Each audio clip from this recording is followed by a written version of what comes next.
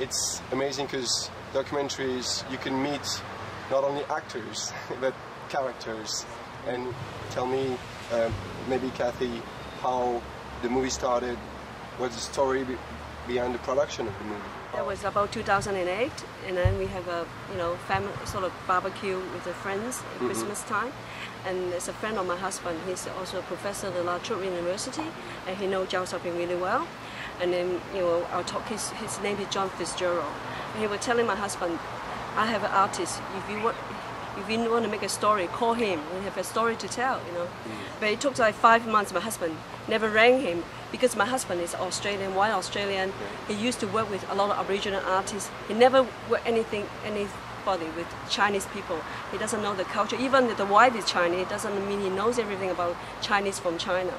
So it's totally different culture, and he doesn't speak the language, and he doesn't know all the things. He's a bit worried. He said, I don't know whether I can do it, and I don't know the culture. I said, no, you have to do it. I said, it sounds good.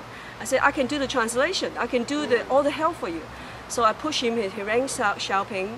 That was, he was in Melbourne, we in Sydney. So I rang him at Xiaoping, saying, come down to Melbourne and meet me. So we went, I took a plane and went and meet him in his studio, and then I have an interview with him. After the interview, on the plane back, my husband said, yes, we have a documentary. So that's how we started. It took probably about 2.5 to 3 years to make it, just because we have to follow all the procedure. Very long process. It is a long process, on and off, not all the time. We have to do this to other documentaries. Because we submitted to ABC, and then they have to wait, and then we see whether they like it. And then when we went to Chengdu Festival, people like it. We went everywhere, so people like it. But we have to get the funding in.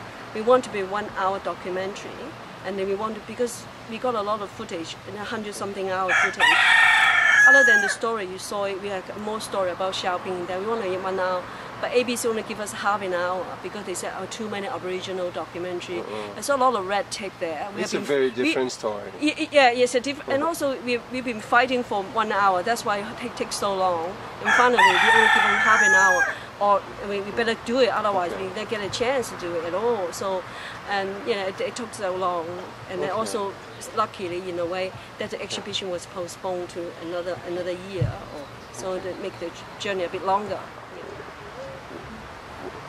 I don't know if you have a goal or purpose or something that you want to express, but how do you relate to art? The question is not why do you do it, but how do you work? Well, as you know, artists in this world, you can survive as an artist is not very easy, right? Not just here or anywhere else, So, but just like the art, and begin when I was very young, that becomes a fine artist. So when I moved to Australia, the Aboriginal issues becomes my subject in my work. So that would attract me, make me so fascinated and interested again to move on and on and on.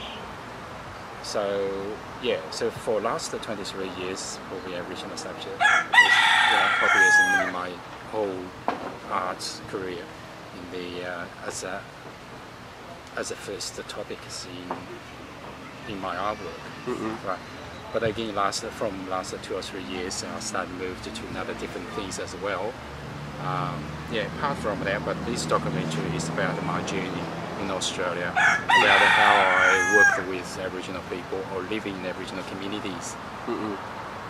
So how the work came from, where it came from, what's the explored, particularly with some issues, very sensitive issues, that kind of issues for the artists like me from outside, as an outsider to look at the issue, probably a little bit different than other people or local people, Australians, right? So that kind of things I think is for me is quite interesting. So in other words, is make the contribution to the society as from China. Right, as an artist, that's one side, of course, as an artist, the benefit for me. Another thing is I use my context, my knowledge to bring or to introduce Aboriginal culture, arts into China. Right. So in just both ways or many ways to promote the links between the cultures cross cultures. Yeah.